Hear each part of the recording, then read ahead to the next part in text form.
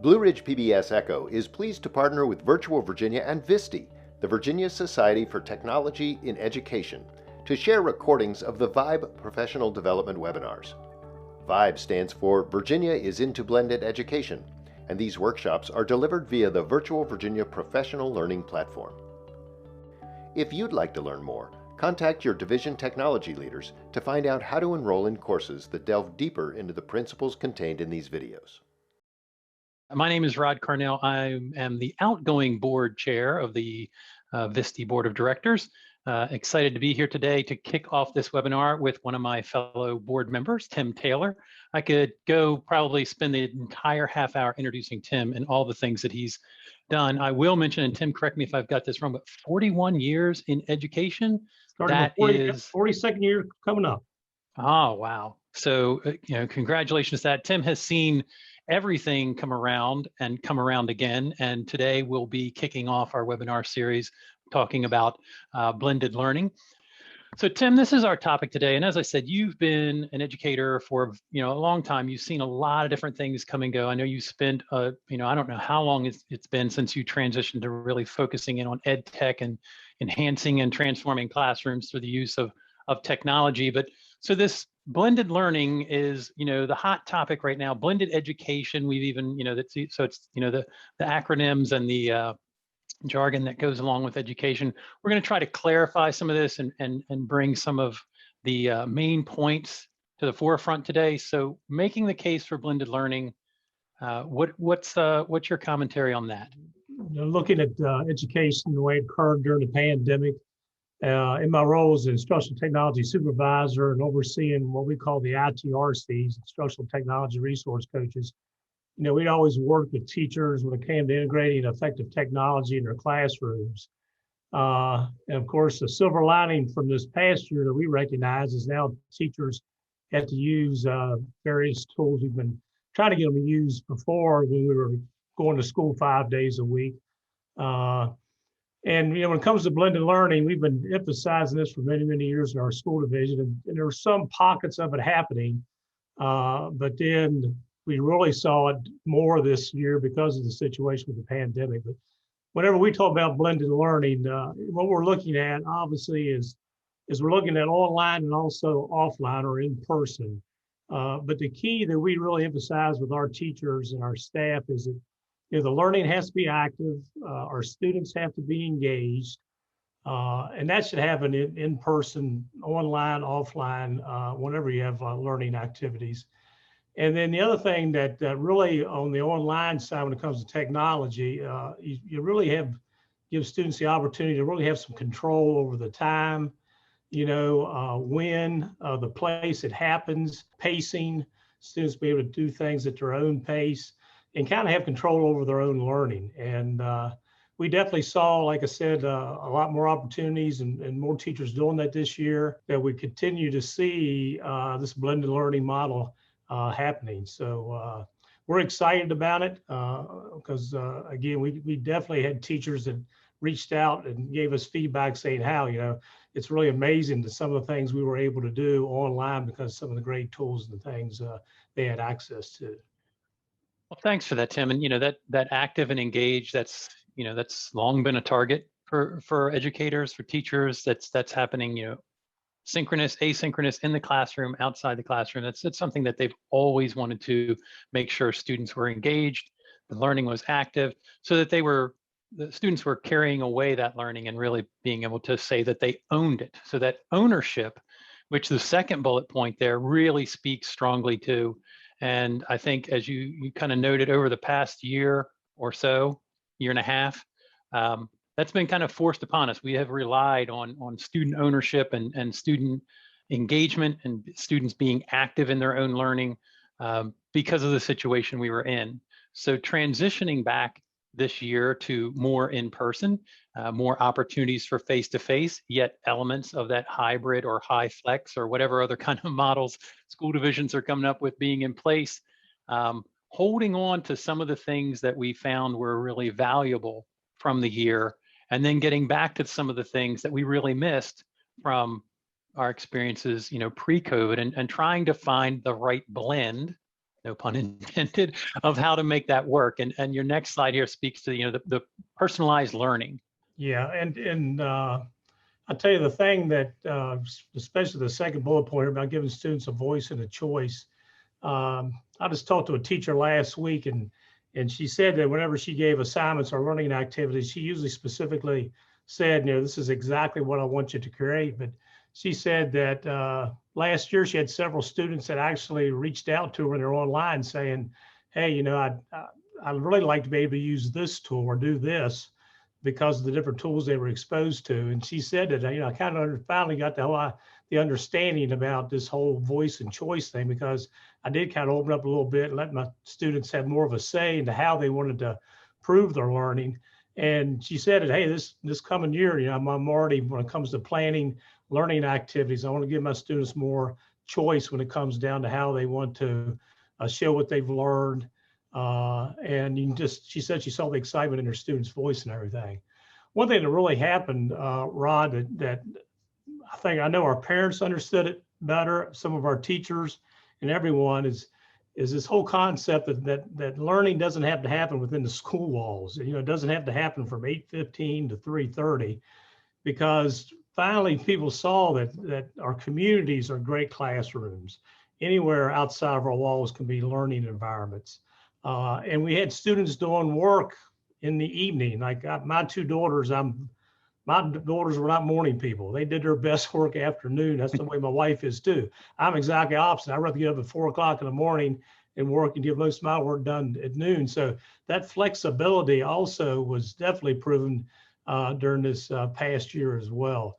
And anytime we can take learning out into our communities, that's what makes it more authentic, because there's so many opportunities. And that's what I'm really big on, is this whole concept of what I call place-based learning.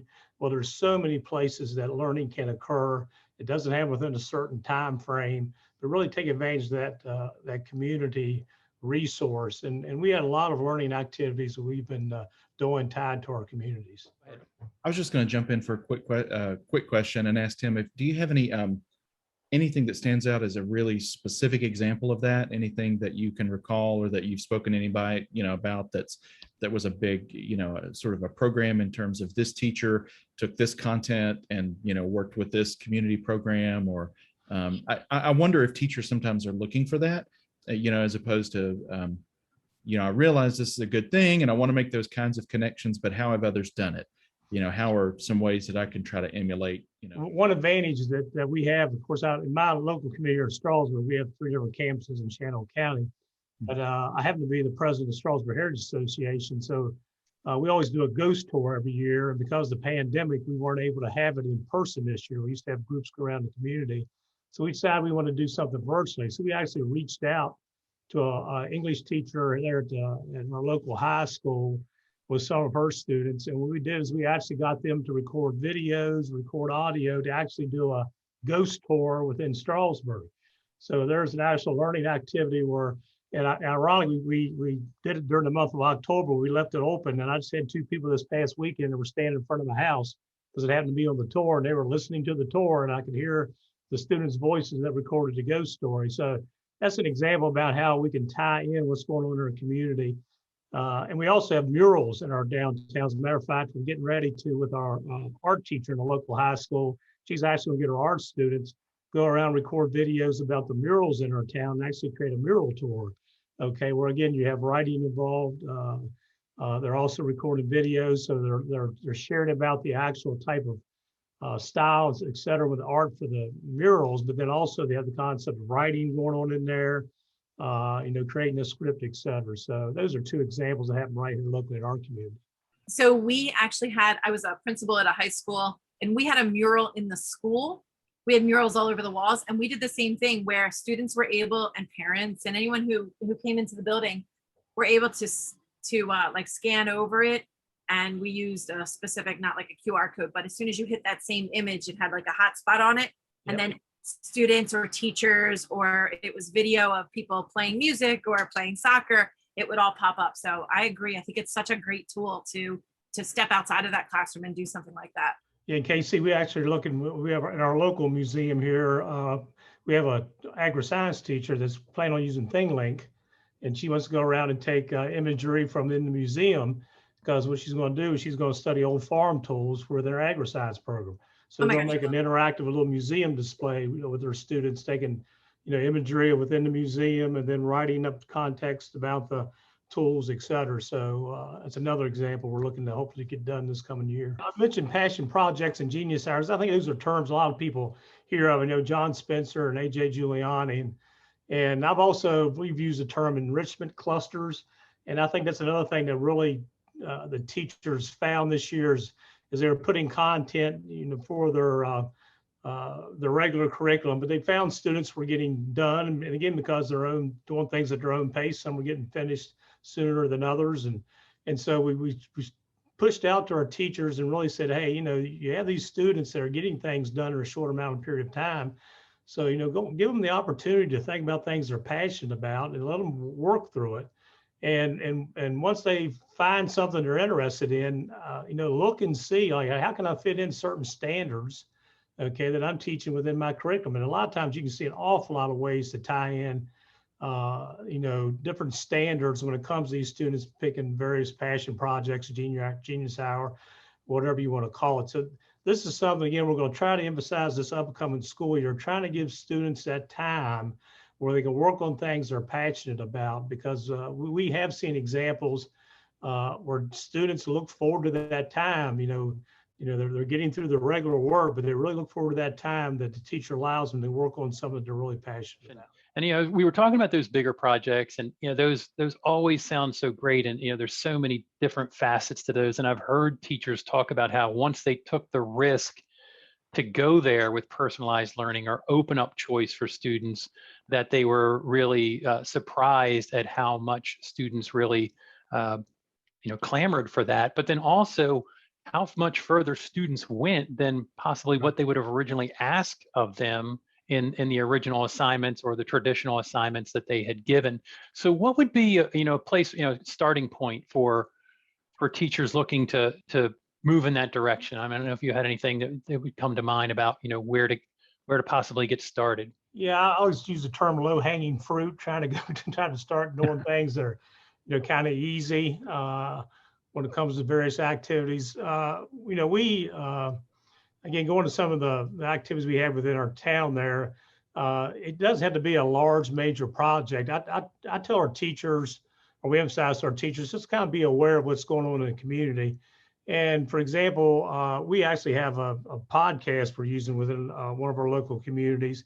And right now we just have students that are actually just reading archived newsletter stories, okay, that are then going to this podcast channel. So again, that's something that can very easily be done.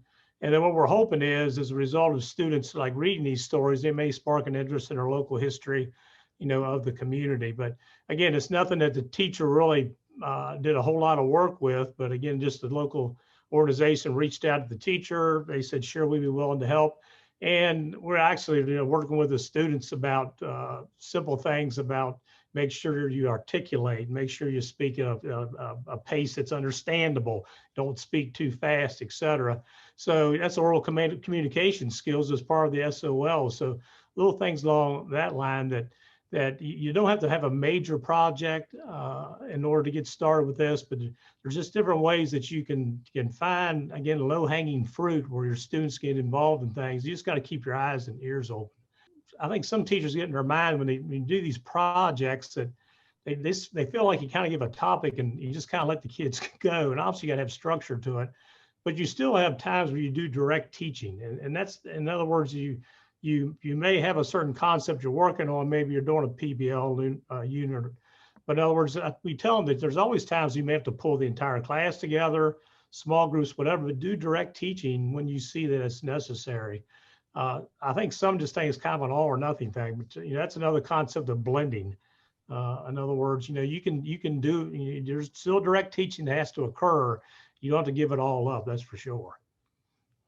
Right, that's a good point. I mean, the direct teaching as a go-to versus as the mainstay of your instruction. And I think that's right. And you mentioned in there, we've talked about it in our regional meetings among VSTE, VVA, Canvas, and the school districts within each of those regions about telling those stories. And again, I think educators probably I know my experience is most teachers, don't feel like their stories are that significant, and probably the same thing could be said for students. But I think once you get that started, that sharing out those things that are important to you, that you're passionate about, or that you're interested in, telling some of those stories, making the connections for the student to the content, to themselves, and to the world around them, then that's that starting point that helps that conversation flow and then move in that direction. And then, as you pointed out, teachers, they kind of know, they have the tools in their toolbox. They know where to head next and where their students are, where they need to lead them.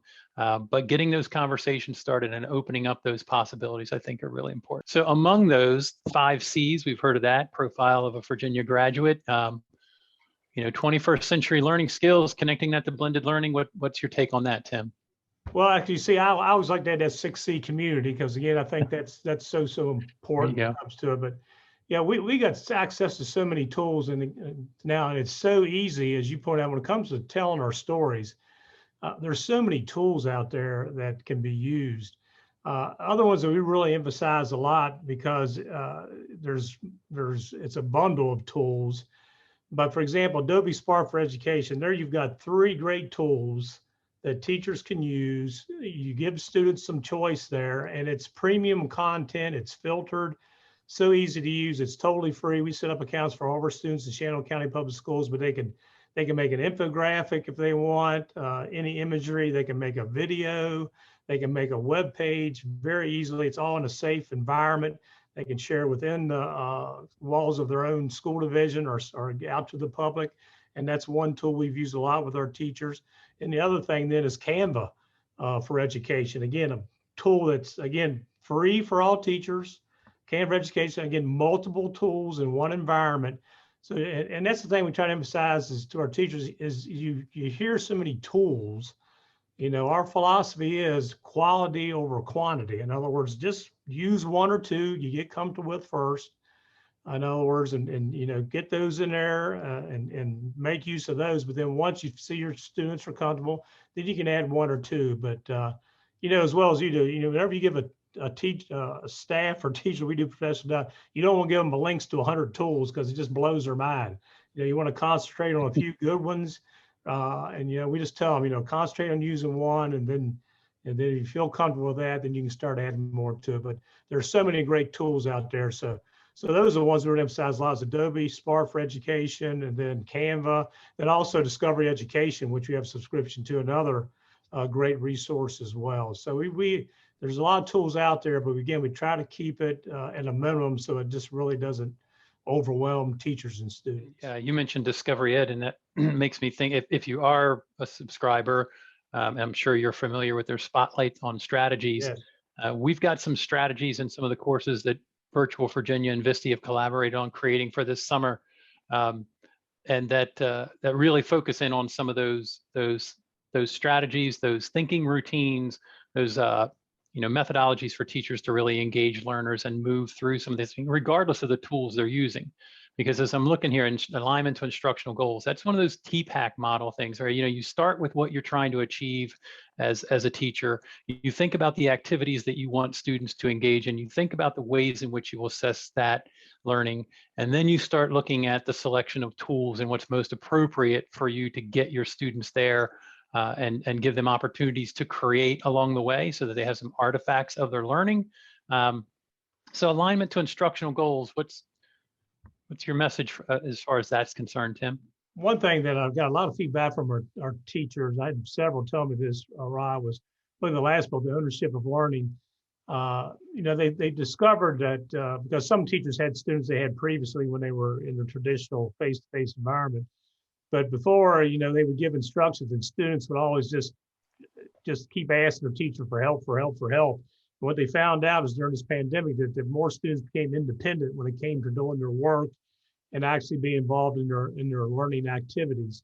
So definitely the ownership of the learning was something that a lot of teachers saw out of their students, and they feel that when school, they get back 5 days a week, they're going to emphasize that to their students, like, hey, I wasn't there sitting with you side by side, and you were able to do a lot of things. So I think we really emphasize the independence that some of our students really have the ability to work with.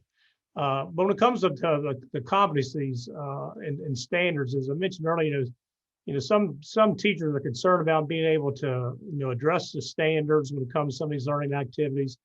But whenever we're looking out at the different, projects or different learning activities, it's a lot of teachers are kind of pleasantly surprised, like, wow, I can really tie in this standard when they're doing this activity, or I can pull this standard in.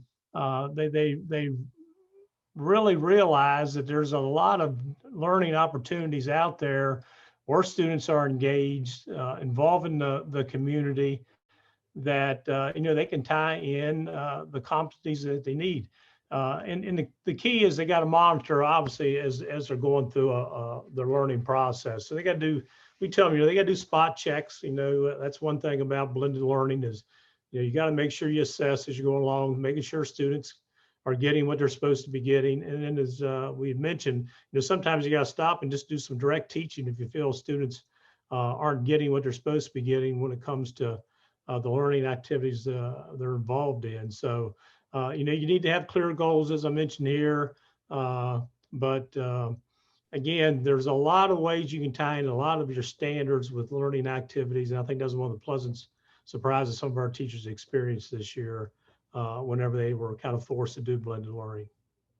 Okay, so we've only got a few minutes left here, and we've covered a tremendous amount of territory. You've mentioned ownership of learning. I know we've gone back and forth with that. I dropped a link in there to a TED Talk. It's the YouTube version of the TED Talk from Alan November 2011 is when he started really talking about, the ownership of learning and how, that's kind of, in his opinion, was flipped, that the ownership of learning was hierarchical, that, State Department of Education, school districts, those folks own the learning, but the real owners were students and teachers. This is not new. And as I said, as introducing Tim, as things cycle back through, and each time our job as educators, each time this cycles back through is to make that iteration better, particularly when it comes to bringing it closer to making things happen in the classroom, bringing things closer to making changes for students and the educational experience that they're getting, the tools that they're using, and not just the tools that they're using and things they're creating, but the why behind that,